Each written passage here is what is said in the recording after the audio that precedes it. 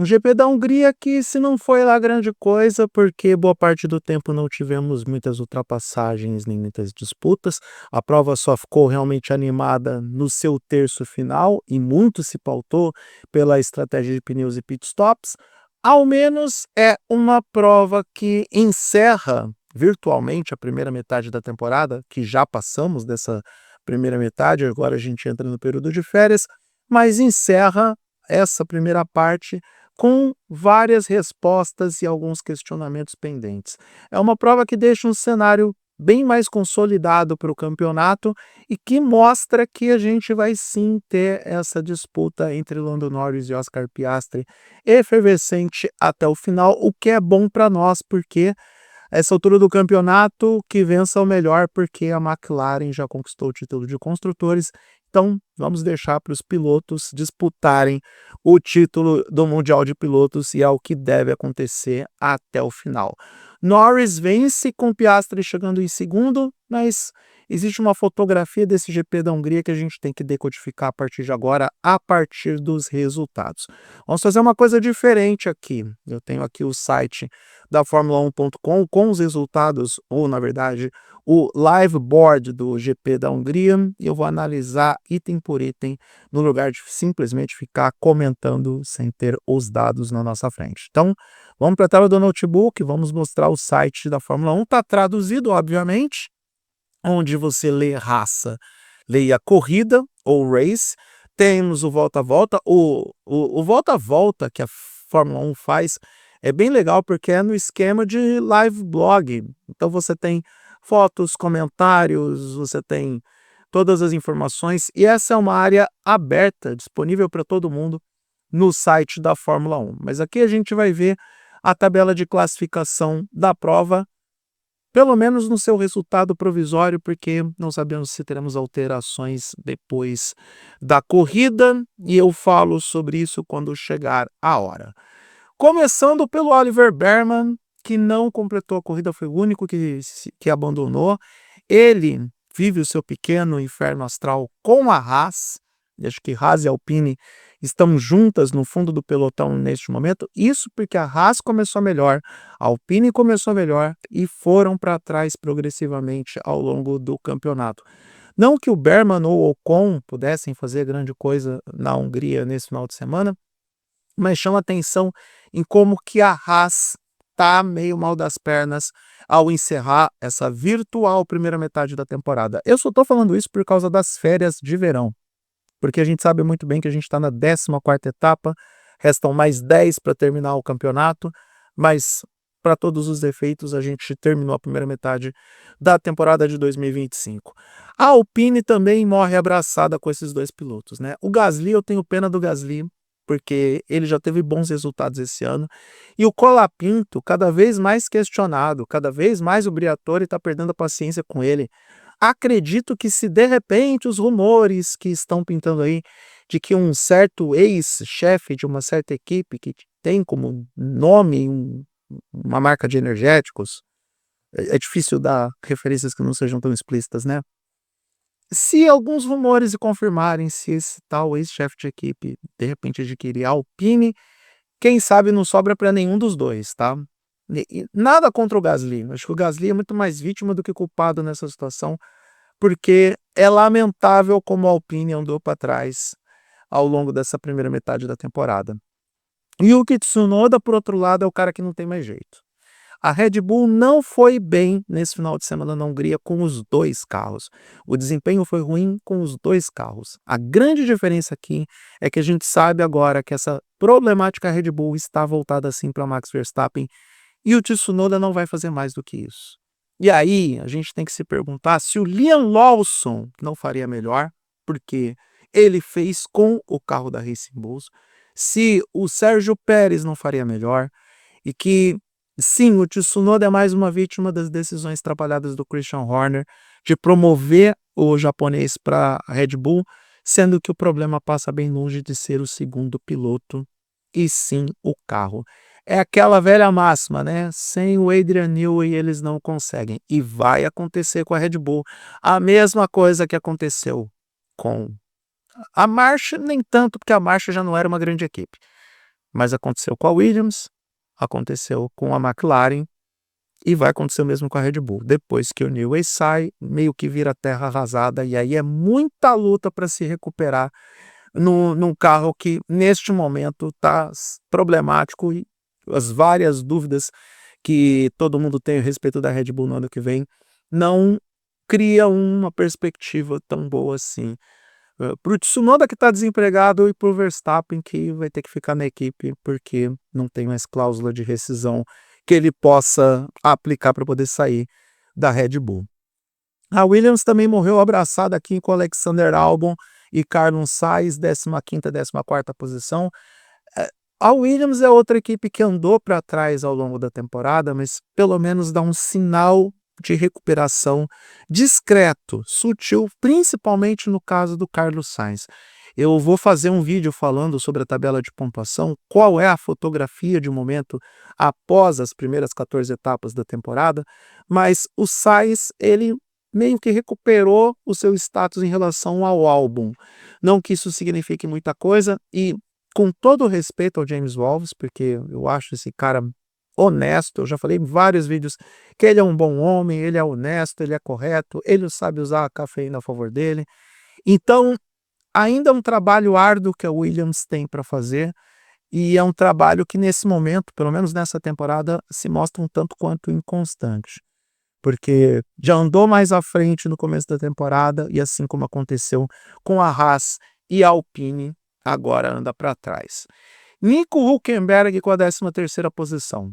Pode não parecer, mas ele fez uma baita corrida de recuperação numa pista que é de difícil ultrapassagem, numa pista onde você tem que ter um equilíbrio entre desempenho, desgaste de pneus e muita paciência para poder administrar as posições de tráfego. Se fosse em outras pistas, talvez o Hülkenberg avançasse mais e pudesse, quem sabe, chegar na zona de pontuação. Mas o progresso que ele teve dessa corrida da posição de largada até a 13ª posição é bem interessante e digno de nota. Lewis Hamilton, esse aí vai precisar não apenas de férias, mas também de um psicólogo ou um terapeuta, porque ele saiu derrotado dos treinos classificatórios do sábado. Ele se sentiu um inútil. Então essa 12ª posição, onde ele ficou limitado pelas questões da pista, pelos adversários e por ele mesmo, sim, o Hamilton não está numa boa fase, e numa pista que você não consegue avançar muito, ele definitivamente teve um dos piores finais de semana para ele no ano, e nem dá para dizer que foi um final de semana que fica muito por conta da Ferrari.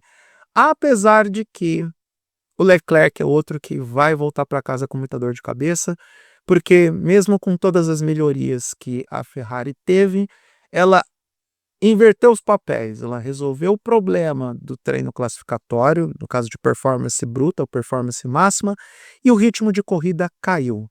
E no caso do Leclerc, a gente vai falar mais sobre isso daqui a pouco, mas no caso do Leclerc chega a ser até algo assustador, do quanto que a Ferrari andou para trás ao longo da corrida e não sendo competitiva mesmo com o piloto que fez a pole position. Isaac Hadjar da Racing Bulls confirma uma boa fase da equipe B da Red Bull, até porque o seu companheiro de equipe chegou na zona de pontos. Talvez faltou um pouco de sorte para o Hadjar por conta das circunstâncias da prova. Acho que a corrida também não ajudou muito para ele. Ele fez a estratégia que a maioria adotou com apenas uma parada de pneus, mas talvez aqueles pilotos que começaram com pneu médio não tenham se dado muito bem, mas no caso do Hadjar eu sinto que é mais ou menos a mesma regra do Hülkenberg. Se ele tivesse talvez um pouco mais de sorte e condições dentro da pista, dentro das alternativas de ultrapassagem, ele poderia se dar melhor e poderia ter avançado mais na tabela de classificação. Ficou de fora dos 10 primeiros, talvez, quem sabe, por questão de detalhes. Até porque o 10º colocado foi o Kimi Antonelli, pela Mercedes, que precisava de um bom resultado. Diante do que o companheiro de equipe dele alcançou, não é um bom resultado, ou poderia ter sido melhor, mas não dá para reclamar também, porque ele poderia ter ficado de fora da zona de pontos, como ficou algumas provas atrás. O Antonelli precisava desse pontinho, até porque nessa altura do campeonato com o cenário resolvido do Max Verstappen e provavelmente do George Russell, ele precisa se afirmar na equipe Mercedes, porque talvez ele só não perdeu a vaga porque o Verstappen está atrelado à Red Bull de alguma forma. Então, ele que comece a mostrar serviço efetivamente, porque ele já teve o seu tempo para poder dizer que veio, poder mostrar o seu cartão de visitas, e para ele a pressão meio que pegou nas últimas etapas. Espero que o Antonelli melhore, porque é um bom piloto, ele é rápido, ele ainda está em fase de aprendizado, não dá para ficar pegando tanto no pé dele, da mesma forma que não dava para pegar no pé de um certo brasileiro, que a gente vai falar daqui a pouco, mas que muitos de vocês insistiram em fazer cobranças que não eram tão ajustadas e tão aplicadas a ele, porque afinal de contas todo mundo entra numa fase de adaptação e crescimento e aprendizado na Fórmula 1, e eis os resultados aparecendo, não é mesmo? Nona posição para Max Verstappen, e aqui está a prova de que a Red Bull não está numa boa fase, o carro realmente rodou para trás, e acho que com toda a questão do Verstappen resolvida, que ele vai ficar na equipe para 2026, eu acredito que a Red Bull vai jogar a toalha e vai desistir do desenvolvimento desse carro. Verstappen faz o que pode a essa altura do campeonato, não tem como entregar mais do que isso, e a Red Bull ficou atrás de uma Racing Bulls, ficou atrás do Liam Lawson na 8ª posição. Isso é, eu acredito que não vai ser, mas se o Verstappen for ou não punido pelo movimento contra o Hamilton, que sinceramente, na minha opinião, foi lance de corrida, não foi nada, segue o jogo, acho que nem devia ter investigação ou análise depois da corrida, e normalmente quando é para depois da corrida, não vai ter nenhum tipo de punição em tempo ou alteração de posição. Mas fato é que é flagrante que esta Red Bull já deu o que tinha que dar. Para os iludidos, pode esquecer, Max Verstappen não vai além do que uma 3ª ou 4ª posição no campeonato, e isso porque a Mercedes apresentou melhora, eu falo daqui a pouco do Russell, e aí a gente entra nessa fase final da temporada com uma disputa direta entre Verstappen e Russell pela 3ª posição, ou, para muita gente, o melhor do resto, já que o título vai ser monopolizado ou por Piastri ou por Norris nessa briga, um dos dois vai ser o campeão do mundo. Então, a gente entra para uma fase final de campeonato, onde a Red Bull vai ter que não só lutar pela honra e pela glória para ser a 4ª força do campeonato, porque Ferrari e Mercedes estão na frente da equipe dos energéticos, como para o Verstappen não ficar de fora pela primeira vez dos 3 primeiros de um campeonato mundial desde 2019, que ele está pelo menos entre os 3 primeiros, não sei, 19, 20, uma coisa assim. Então, depois de muito tempo, a Red Bull não só perde a hegemonia na Fórmula 1, como também se vê numa situação que há muito tempo não passa. A última vez que eu me lembro que isso aconteceu foi lá quando o Vettel desistiu da Red Bull, decidiu sair, e ali já era um problema da Red Bull com a Renault, que ele foi para a Ferrari. Então, é um momento de reformulação da Red Bull como um todo, é a reconstrução, diria eu, diante de tudo o que aconteceu e principalmente depois da saída do Christian Horner. Liam Lawson talvez seja a melhor resposta para a pergunta: será que ele andaria bem como segundo piloto da Red Bull? Aliás, não só o Liam Lawson, mas o próprio Yuki Tsunoda. O tempo está inocentando o Liam Lawson, tá? O tempo. A gente sabe que talvez ele não seja tão bom piloto quanto boa parte da categoria ou da média da categoria. Ele talvez tenha que ter um pouco mais de talento, aprender um pouco mais, mas ele não era um cabeça de bagre completo como muitos pregaram. Tá claro que o problema da Red Bull não era o Liam Lawson, e tá claro também que não é o Tsunoda, porque quero acreditar que o Tsunoda também não se transformou num cabeça de bagre. Sim, o problema é o carro. A prova é que a Red Bull B ficou na frente da Red Bull A no GP da Hungria. Os 2 carros, tá? Porque o Isaac Hadjar ficou na frente do Tsunoda também.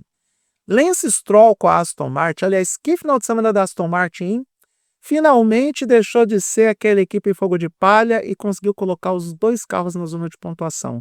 Lembrando que algumas etapas atrás, a mesma Aston Martin estava ficando lá no fundo do grid, tendo classificações horrendas, com os 2 carros ficando no Q1 em algumas oportunidades, e aqui a gente tem o Lance Stroll na 7ª posição e o Fernando Alonso, com dores nas costas, na 5ª posição. Baita final de semana para Aston Martin. Será que é a melhora da morte ou é a melhora do ressurgimento?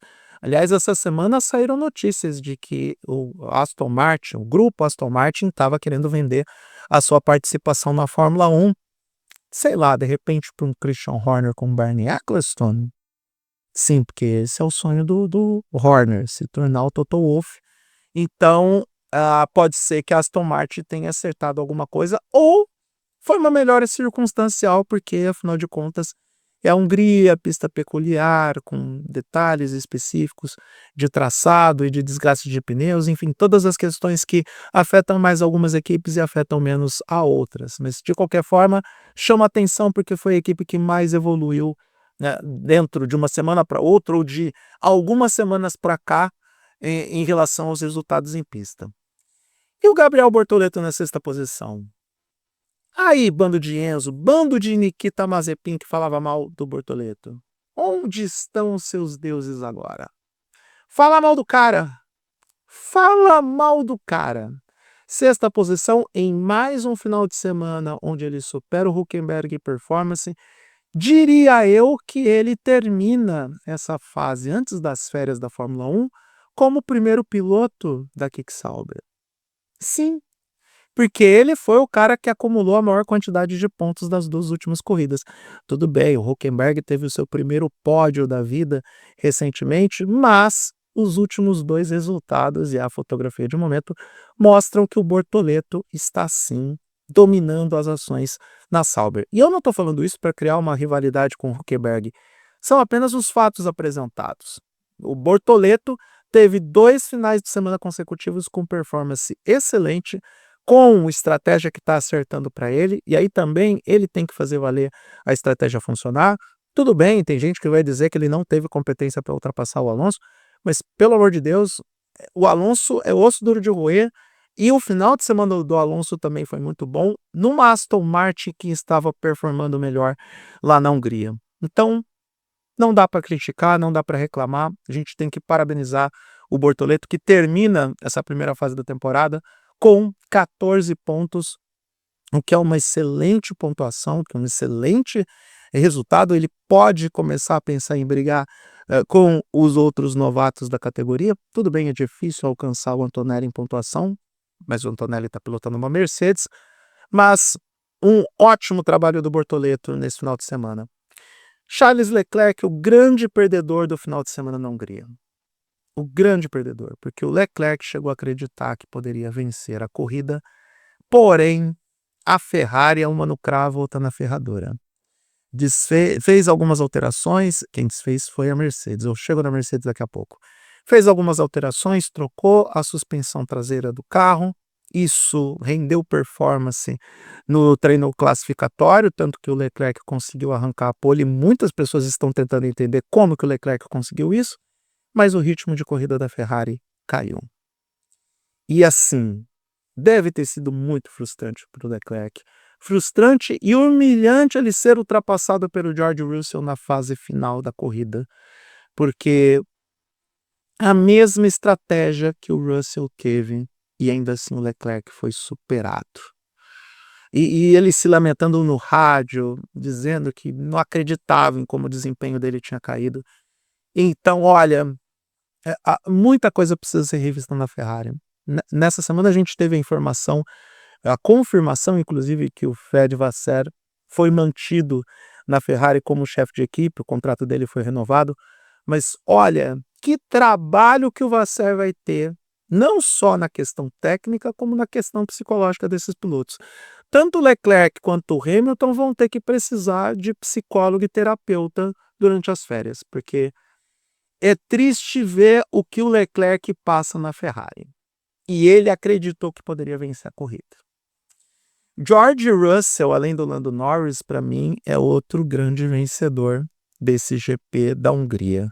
porque a gente viu como que a Mercedes perdeu o desempenho nas últimas etapas, os abandonos do Antonelli que levantaram um ponto de exclamação, o próprio Russell que não estava mais frequentando o pódio, algo que ele estava fazendo com frequência durante boa parte da primeira metade da temporada, tanto que alguns chegaram a alertar que ele poderia ser um potencial candidato ao título, não é mais, também por conta da ausência dele no pódio de melhores pontuações e, obviamente, por toda a vantagem que a McLaren abriu, mas a gente tem o Russell de volta no pódio e ele pode voltar a sonhar também com a terceira posição no Campeonato Mundial de Pilotos. Ele está apenas 15 pontos atrás de Max Verstappen e, obviamente, a Red Bull está em declínio. Logo, o George Ray da Floresta, o moço que tem cara de quem visita a volta do domingo para o almoço daquela macarronada tradicional de família, ele pode voltar a sonhar com a terceira posição do Mundial de Pilotos. E isso porque ele tem que aproveitar o fato de que, teoricamente, a Mercedes é a terceira força. A Ferrari está na segunda posição do Campeonato Mundial de Construtores, mas a gente não sabe mais quanto tempo isso vai durar. Aliás, para várias equipes, meio que vai se entregar a toalha, porque todo mundo tem que pensar em 2026.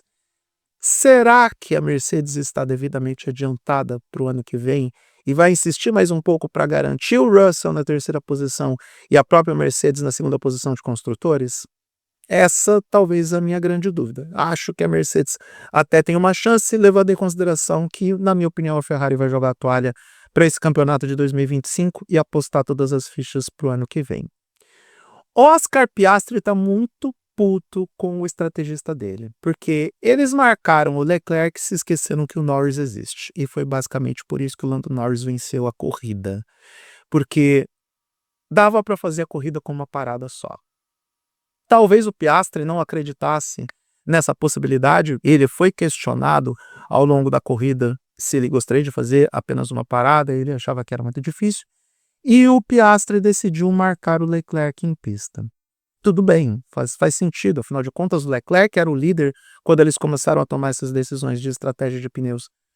Mas aí o Lando Norris arrisca, corrige o erro da prova anterior, arrisca fazer uma parada só e vence a corrida com uma certa dose de autoridade, porque no final ele foi pressionado pelo Piastri sim, os dois quase se chocam, mas o Norris, apesar de uma largada ruim, mais uma vez o Norris largou mal, ele mantém a primeira posição, porque usou a estratégia correta e teve a competência de mexer os pauzinhos da forma adequada e contar também com os problemas que os seus adversários diretos tiveram. O Piastri que marcou o Leclerc e o Leclerc que teve uma queda de desempenho na Ferrari. Com isso, o Norris reduz a diferença de pontos de 16 para 11 pontos na disputa pelo título mundial. E o que eu posso dizer sobre o Norris é que ele sempre está tentando contrariar a lógica. Ele parece que é o brasileirinho contra o mundo. Ele está sempre tentando se mostrar como postulante ao título, com condições de disputar o título e conquistar, porque afinal de contas são apenas 11 pontos, mesmo quando muitas pessoas entendem que ele não tem mais chance de conquistar e de que esse título já estaria nas mãos do Piastri. Ainda não está. Não está na mão de nenhum dos dois. Se a gente tiver sorte, a gente vai ver esse campeonato sendo decidido lá no final do ano em Abu Dhabi, porque temos 10 etapas, não é uma diferença grande, muito pelo contrário. É claro que matematicamente falando, até Verstappen e o Russell têm chances de título, mas na minha opinião, conceitualmente falando, não tem. E nesse momento o GP da Hungria, que sinceramente não foi uma das melhores provas da temporada, mais uma vez as estratégias de pit stops resolveram a questão e o que pode se dizer de mais interessante em tudo isso é a ousadia do Norris nessa estratégia de uma parada e o problema que o que o Leclerc teve na queda de desempenho, principalmente depois que ele fez a segunda parada de pits.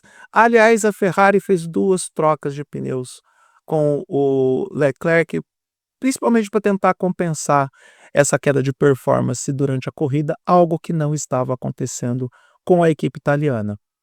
A McLaren basicamente conquistou o título mundial de construtores, é uma questão de tempo, e vai deixar que os seus pilotos acabem disputando entre si o título mundial de pilotos.